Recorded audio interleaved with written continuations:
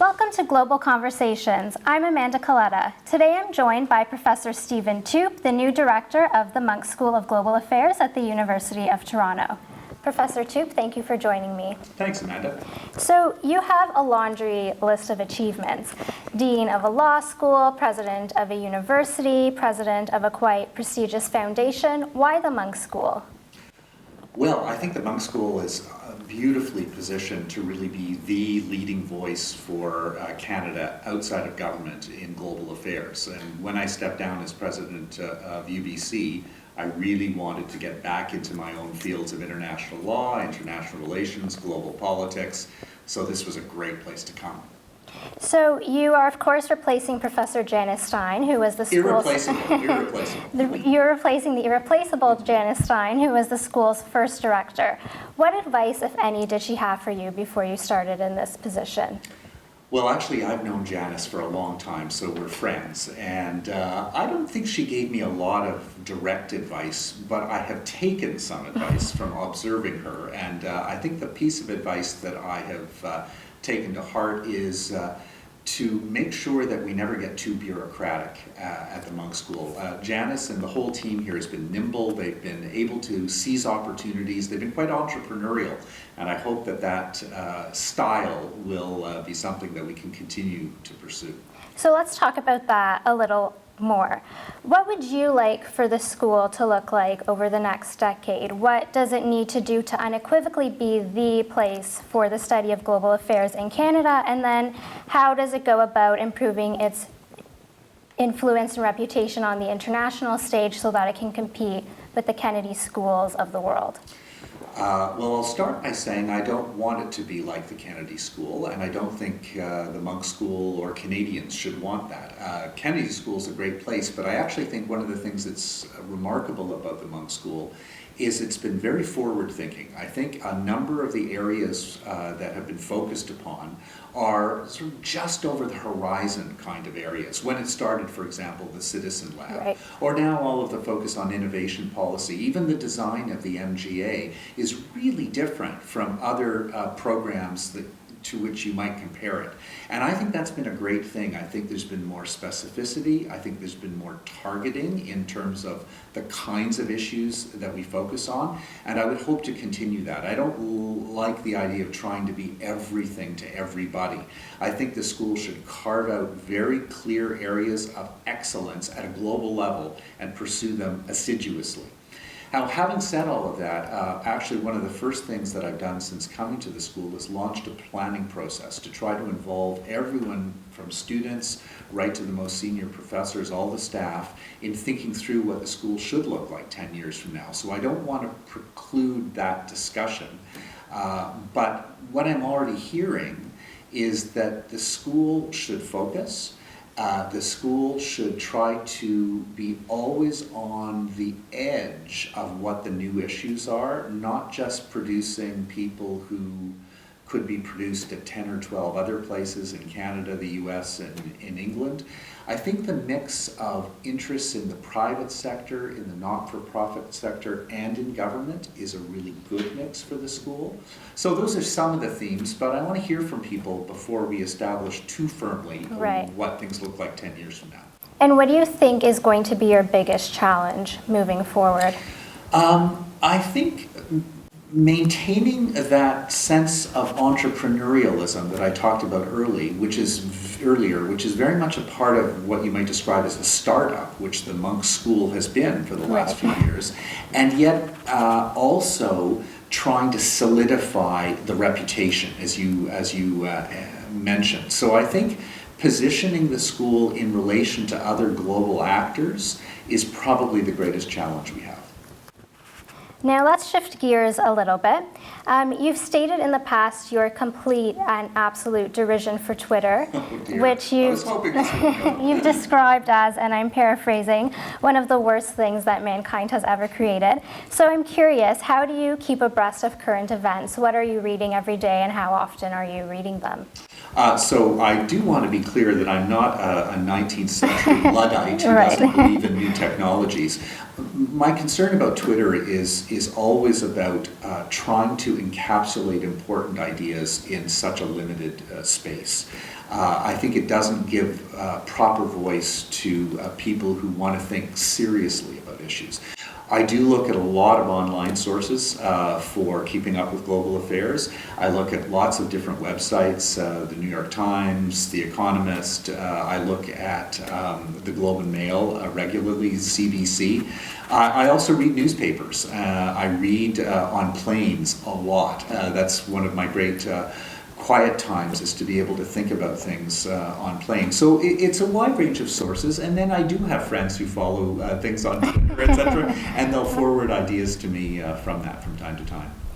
If you had to recommend 3 to 5 seminal works for any student of global affairs to read, what would they be? That's a really hard question, partly because I'm not sure that we should subscribe to the notion that there are only a limited number of things that are most important. I think part of the issue for people today is that there is such a diversity of ways to contribute that I wouldn't want to feel that people should all have exactly the same background preparation. Having said that, there are some obvious places. I think you want to look at things like Thucydides, maybe, and Machiavelli. Aristotle, for me, especially the ethics of Aristotle, has been hugely influential.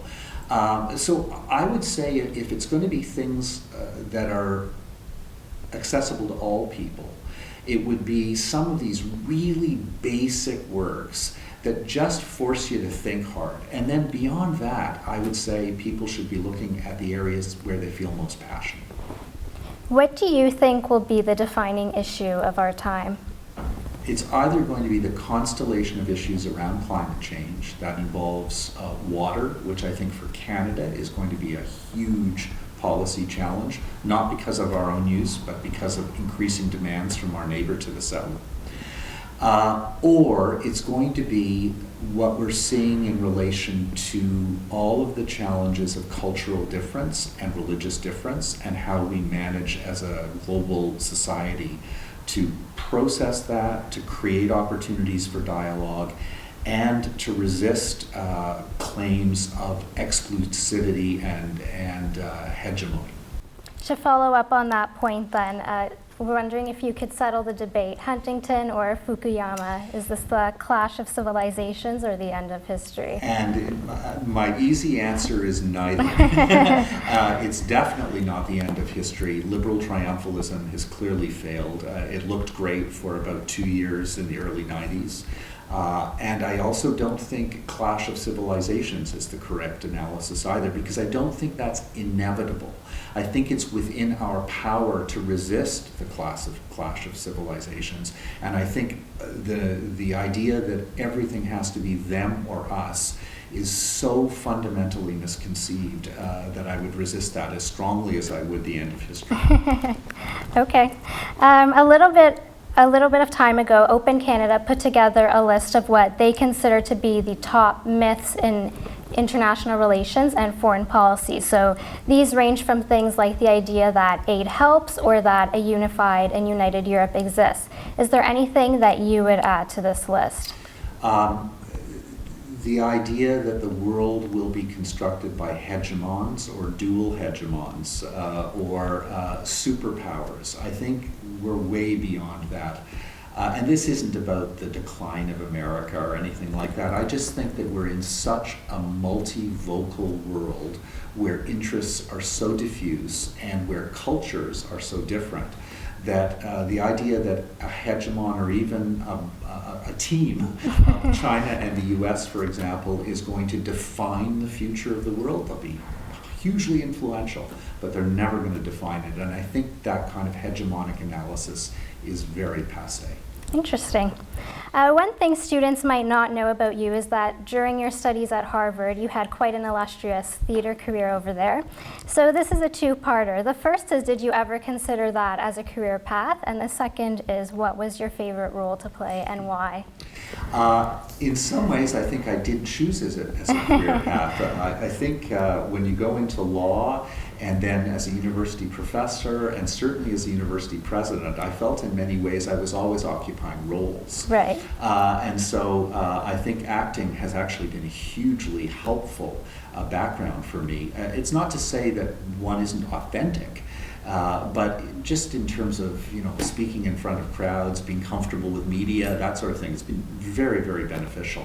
I did actually think about it as a career, quite seriously, but I guess my pragmatic streak overcame my romantic creative streak.